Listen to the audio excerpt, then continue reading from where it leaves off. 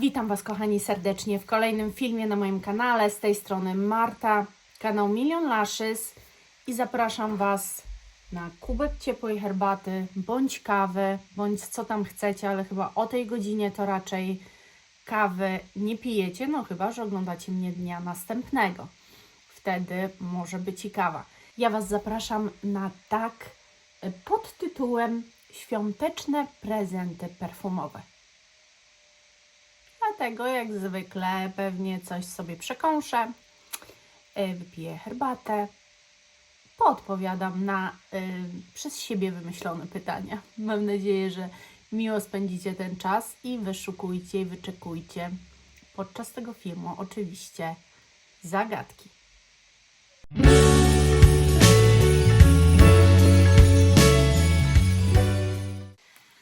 To zaczynajmy.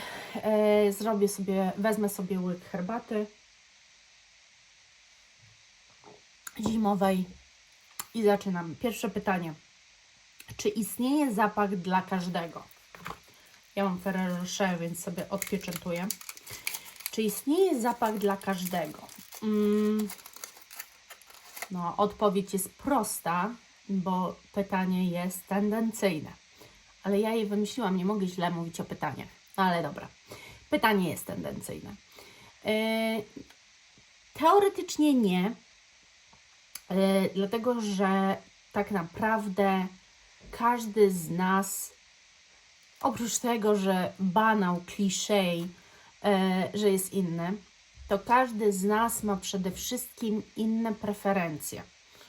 I tak na przykład miałam kiedyś koleżankę, to była chyba liceum, która, tak, bo w liceum już zaczęłyśmy kupować takie zapachy Coty. One były dostępne w Naturze, pamiętam. My w Białymstoku mieliśmy Naturę w samym centrum. Często tam chodziłyśmy. I tam była cała półka zapachów Coty. I pamiętam, jak dziś, kiedy chodziłyśmy tam i ja zawsze szukałam świeżych, ewentualnie jakichś takich owocowych, trochę słodkawych, a ona zawsze szukała czegoś różanego, co rzadko kiedy komuś się podobało, a już na pewno nie nastolatkom. A ona uwielbiała pachnieć różą, tą taką różą, którą znamy z wody różanej, trochę taką jakby jak ten nadzienie pączka różanego, no specyficzne, nie? Przyznacie. Trzeba moim zdaniem do tego zapachu dojrzeć. No to ona już dojrzała w wieku nastoletnim i ulubowała się w tych zapachach, więc a wręcz świeże ją odstraszały. I jak ja na przykład szłam wąchać i mówię, o Jezu, jaki przyjemny, to ona mówiła, przecież to śmierdziuch. Dlatego nie ma takiego zapachu.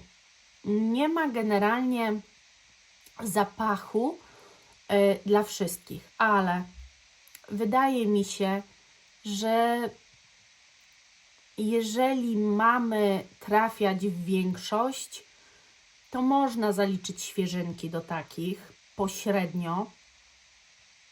Natomiast mi się też wydaje, że no po prostu każdy, kto kupuje prezent najbliższej osobie, to ją zna i wie mniej więcej, w czym się lubuje, bo nawet taka głupia sprawa jak żel pod prysznic, nie? One na ogół mają jakieś zapachy. Niektóre zapachy niektórym przeszkadzają, niektórzy reagują bardzo pozytywnie. I w związku z tym wydaje mi się, że obserwacja to jest najlepsze, co można zrobić w tej sytuacji. Ale generalnie nie ma zapachu, który odpowiada wszystkim. Drugie pytanie. Jaki wiek jest najlepszy, żeby kupić pierwsze perfumy? Wszystkie odpowiedzi oczywiście to są jakby moje tylko i wyłącznie zdanie na ten temat, żeby była jasność. Ja bym powiedziała, że 13 lat. Wiecie co?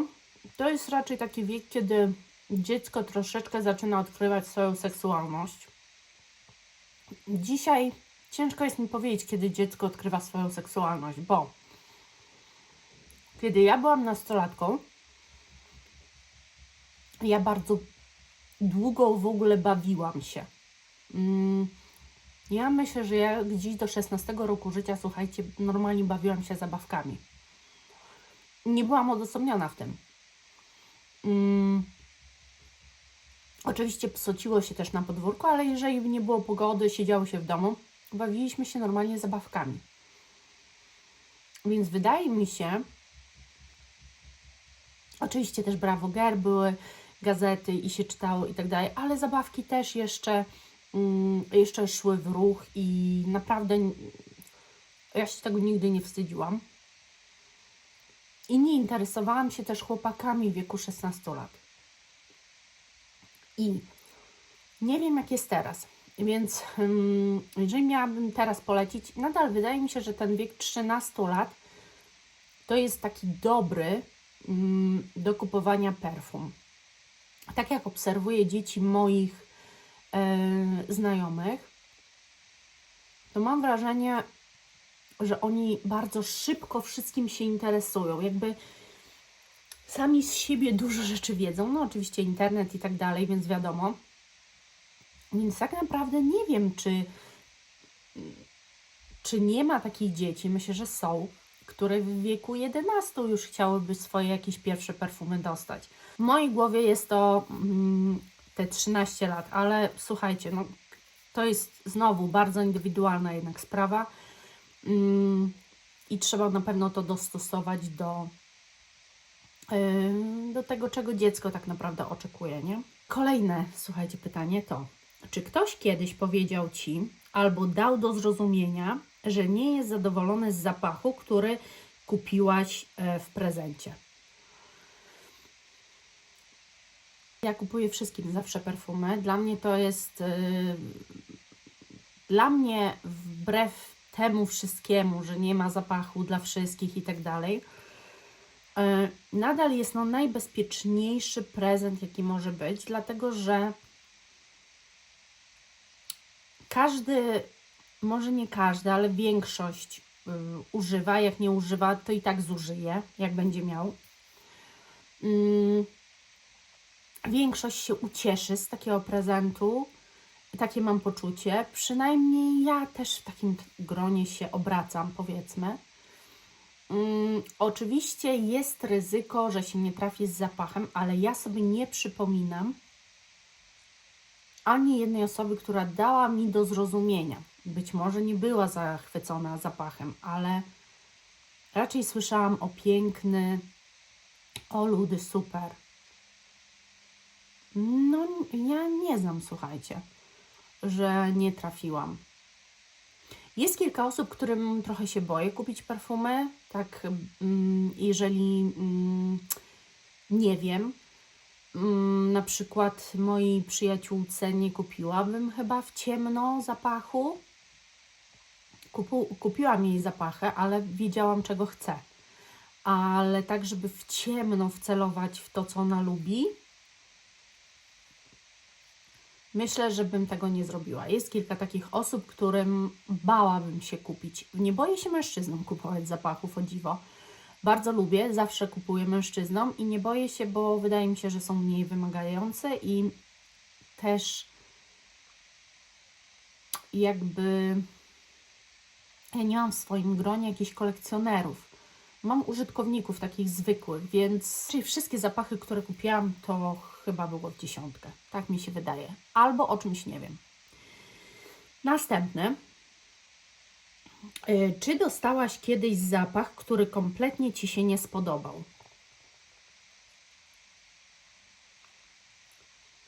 Który kompletnie z kolei mi się nie spodobał.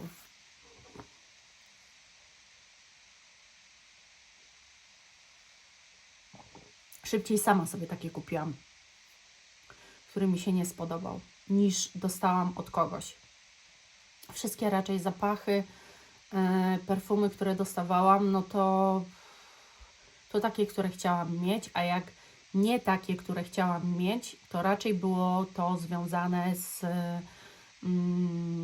bardzo dobrym wyborem, bo kupowała to osoba, która miała wyczucie i kupowała mi odpowiedni zapach do wieku.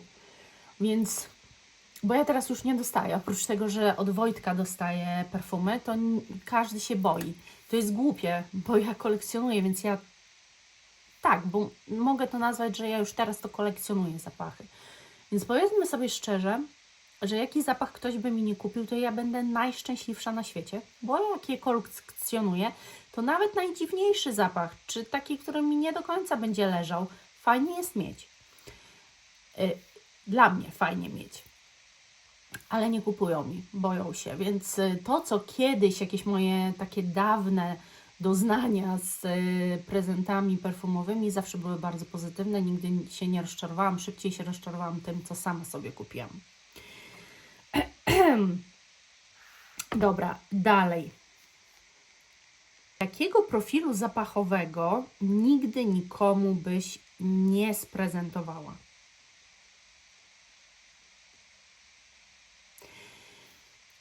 Nigdy nikomu nie kupiłabym żadnych skórzanych ani kadzidlanych zapachów.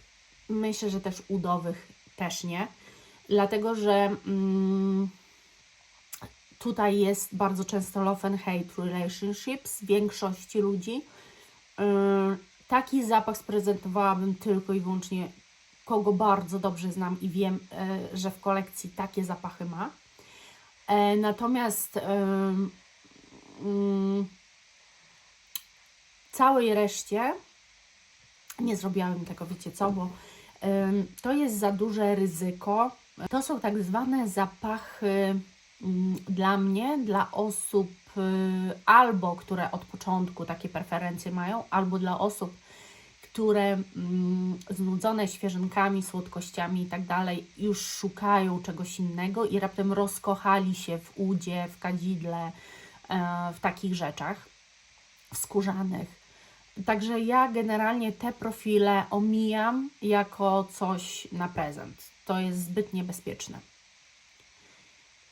Przedostatnie pytanie.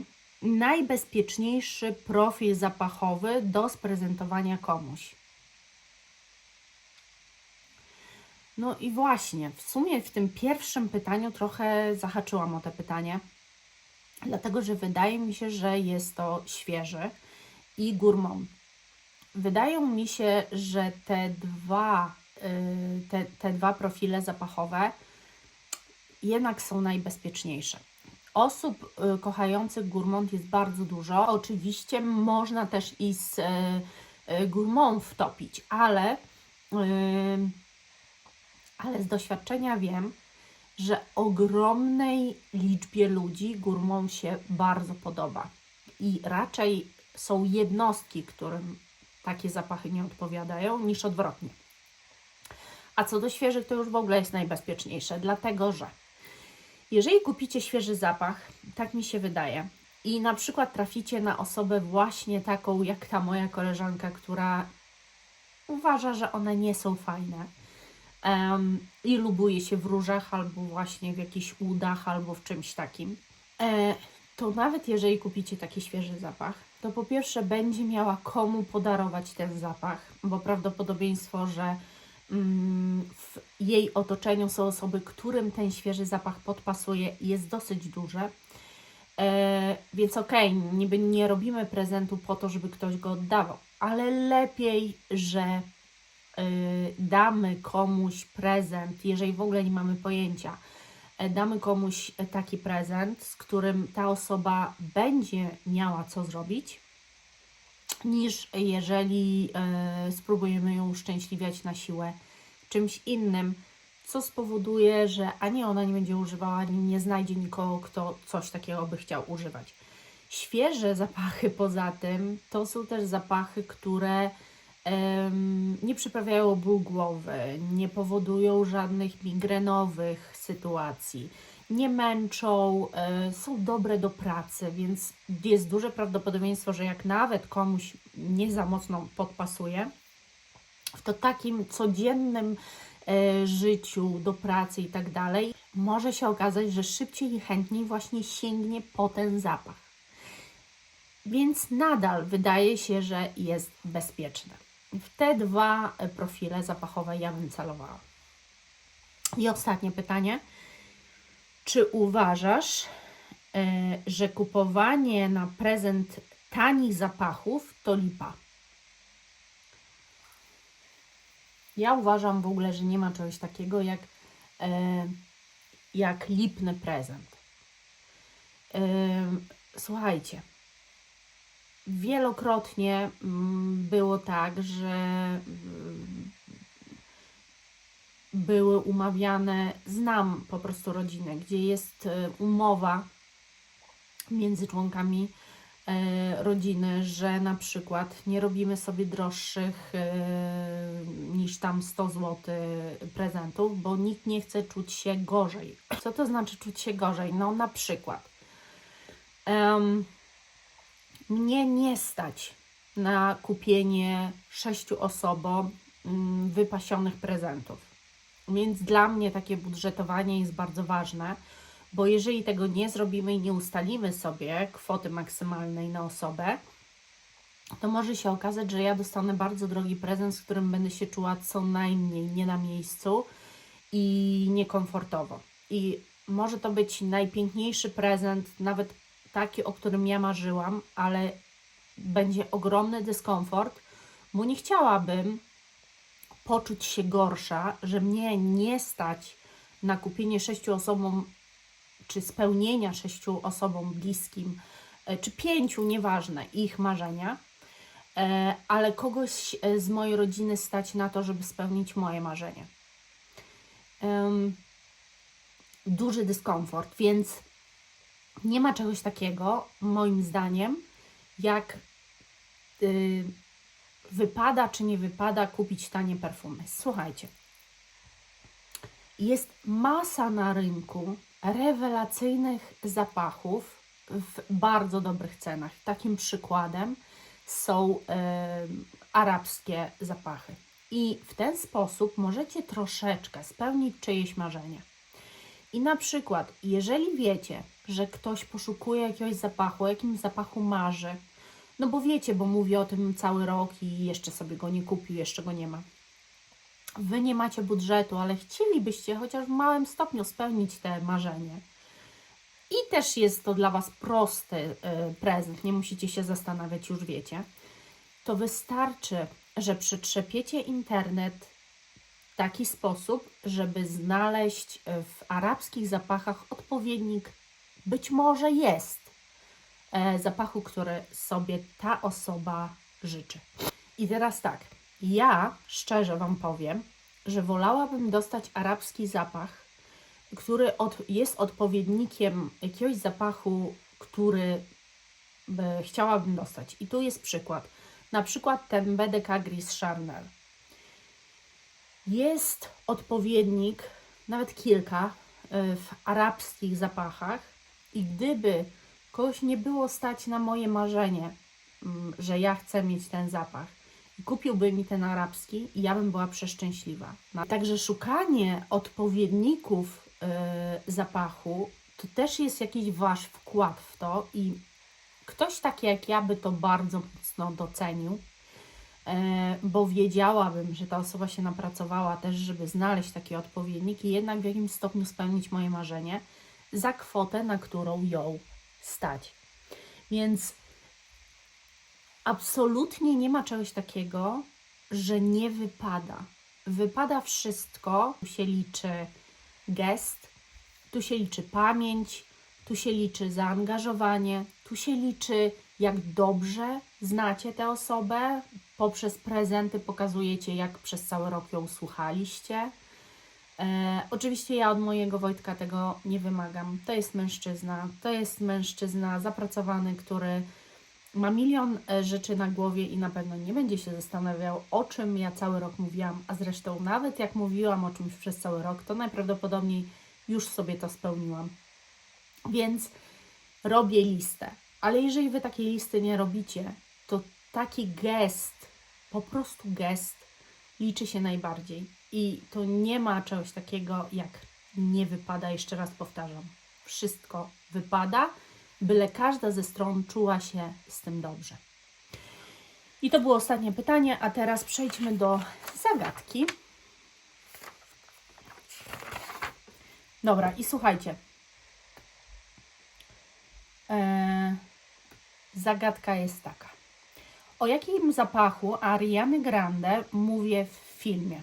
Film oczywiście jest podlinkowany w opisie tego filmu, więc przekierujcie się na film, w którym mówię o jakimś zapachu Ariany Grande, o jakim musicie mi to napisać i jeżeli chcielibyście skomentować i podzielić się swoimi odpowiedziami na pytania w tagu, bardzo chętnie poczytam, ale pamiętajcie, żeby tych komentarzy ze sobą nie łączyć.